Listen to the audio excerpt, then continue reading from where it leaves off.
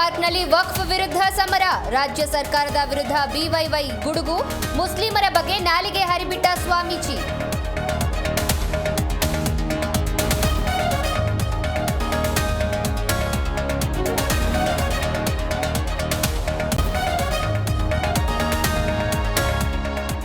ಚಿತ್ರದುರ್ಗದ ರೇಣುಕಾಸ್ವಾಮಿ ಕೊಲೆ ಕೇಸ್. ದರ್ಶನ್ ಜಾಮೀನು ಅರ್ಜಿ ವಿಚಾರಣೆ ನವೆಂಬರ್ 28ಕ್ಕೆ ಮುಂದೂಡಿಕೆ. ಚಾರ್ಜ್ ಶೀಟ್ ಅಂಶ ಬಳಸಿಕೊಂಡು ಸಿವಿ ನಾಗೇಶ್ ವಾದ.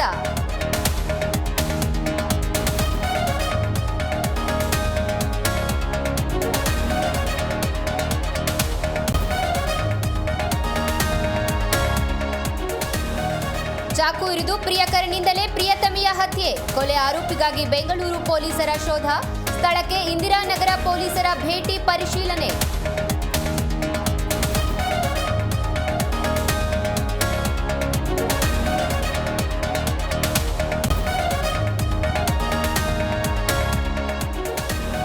ಚಲಿಸುತ್ತಿದ್ದ ಕಾರಿನ ಮೇಲೆ ಬಿದ್ದ ಮೆಟ್ರೋ ಬ್ರಿಡ್ಜ್ ಸಿಮೆಂಟ್. ಕಾರಿನ ಗ್ಲಾಸ್ ಡ್ಯಾಮೇಜ್. ಮಾಲೀಕ ದೂರು. ಮೈಸೂರು ರಸ್ತೆಯ ಪಿಲ್ಲರ್ ನಂಬರ್ 393 ಬಳಿ ಘಟನೆ.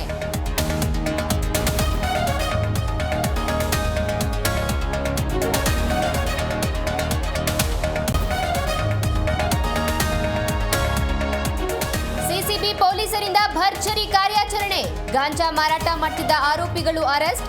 ಲಕ್ಷಕ್ಕೂ ಹೆಚ್ಚು ಮೌಲ್ಯದ ಮಾದಕ ವಸ್ತು ವಶಕ್ಕೆ.